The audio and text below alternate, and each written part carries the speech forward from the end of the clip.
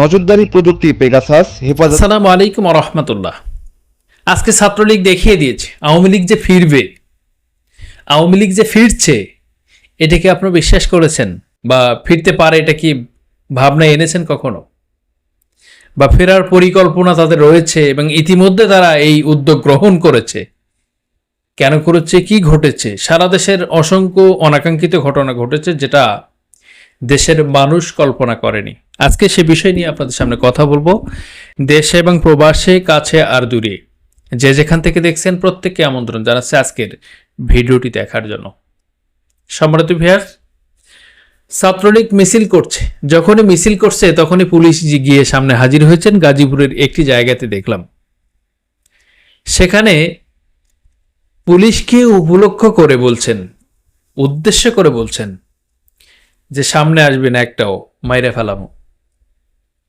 Police আর সামনে যায় নাই। তাবেদারি, গোলামি এবং যার নুন খেতে হয় তার গুণ গেতে হয়। আজকে সেই ঘটনাটি ঘটেছে, যার নুন খেতে হয় তার গুণ গেতে হয়। আপনি হয়তো পাত্রটা কিছুটা হলে পরিষ্কার করেছেন, কিন্তু পাত্রের তলানিতে যে আবর্জনা, যে ময়লা, যে দুর্গন্ধ ছিল সেটা রয়ে গেছে। এই দেশের সর্বোচ্চ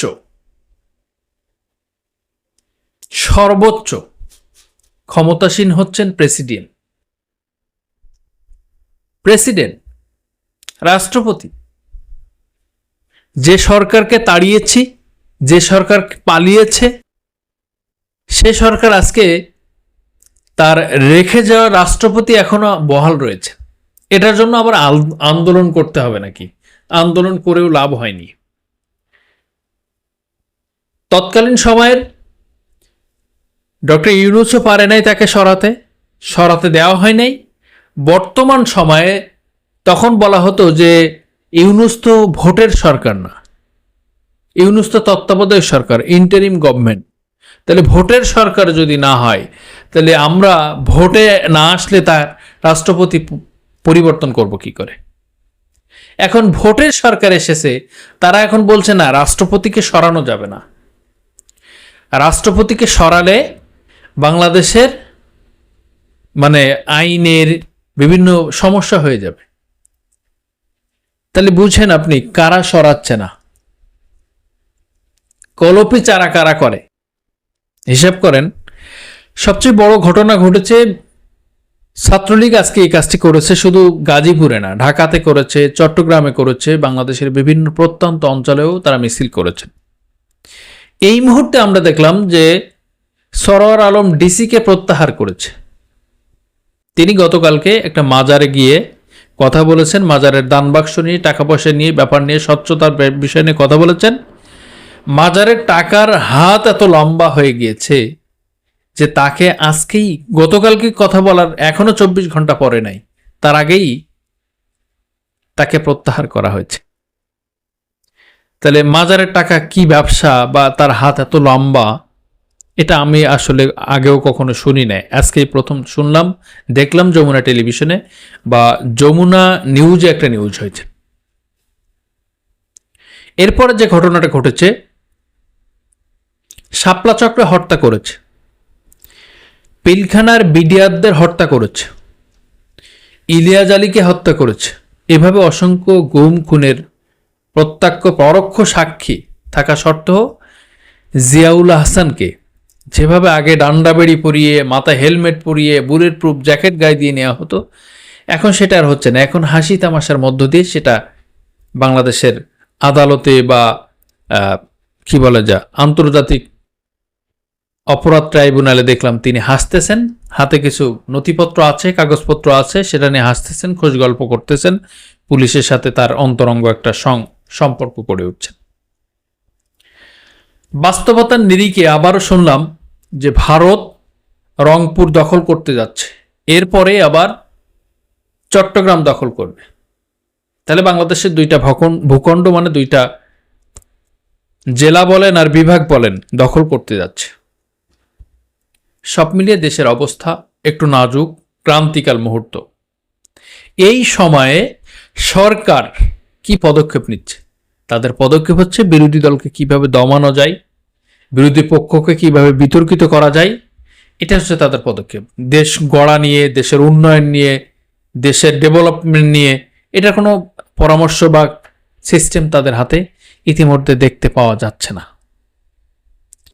ইসলামী ব্যাংককে ধ্বংস করা কি দেশের শুধু জামাতিরা বিপদে পড়বে, নাকি বাংলাদেশের অসংখ্য মানুষ বিপদগ্রস্ত হবে, দেশের রেমিটেন্সে আঘাত পড়বে, দেশের অবস্থানকে, অর্থনৈতিক অবস্থাকে মন্দা করে দিবে?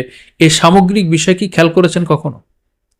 শুধু জামাত ইসলামকে বিপদে ফেলানোর জন্য, জামাত ইসলামের অর্থনৈতিক রাস্তাকে বন্ধ করার জন্য, জামাত ইসলামকে মানে দাবিয়ে দেওয়ার জন্য এই কৌশল গ্রহণ করলে কি জামাত ইসলাম বন্ধ হয়ে যাবে? এটা আসলে তো বুঝতেছি না। বিরোধী পক্ষ, বিরোধী দল, বাংলাদেশের ইতিহাসে এমন কোনো বিরোধী দল এখনো হয় নাই যারা নির্বাচনের পরে হরতাল দেয় নাই, মিছিল দেয় নাই, অবরোধ দেয় নাই, কর্মসূচি দেয় নাই, বিক্ষোভ, বিভিন্ন রকম কর্মসূচি, চালাও পড়াও, গাড়ি ভাঙচুর বিভিন্ন রকম করে থাকে বিগত দিন আমরা দেখেছি।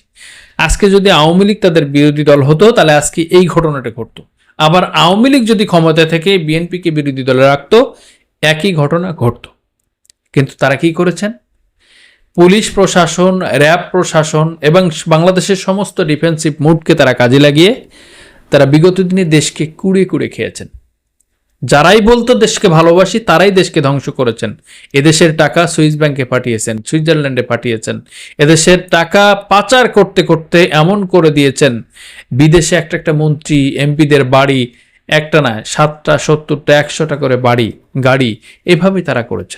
যারা দেশকে ভালোবাসে তারা দেশের অর্থকে পাচার করে অন্য দেশে নেয় কিভাবে, এটা তো বুঝেই আসে না। আর আজকে যারা হাজারো খুনি, লাখো খুনি, যারা শেখ হাসিনাকে প্রমোট করেছে, সেই খুনিদেরকে এভাবে হাসতামাশা গল্প নিয়ে আজকে যারা মাতছেন, তারা দেশকে কোন দিকে নিয়ে যাচ্ছেন? একটা গল্প মনে পড়েছে। একসময় আমরা বলতাম যে ভাই আপনারা এইভাবে দল চালান কেন, এইভাবে এই করেন কেন, এই মারামারি, হত্যা, এই খুন খারাপি, গুলিগুল্লা এগুলো করেন কেন? তিনি বলতে, আরে রাজনীতি করতে গেলে এগুলো পুষতে হয়, এগুলো পালতে হয়, এগুলো নিয়ে রাজনীতি করতে হয়, নাহলে আমার হাত আছে না, আমার শক্তি করতে হবে না। আজকে জিয়াউল আহসানকে এভাবেই ট্রাইব্যুনালে আনা বা নামিয়ে ট্রাইব্যুনাল থেকে নামানো যে ভাবধারা দেখতে পেলাম, এটা কি বুঝাতে চেয়েছে?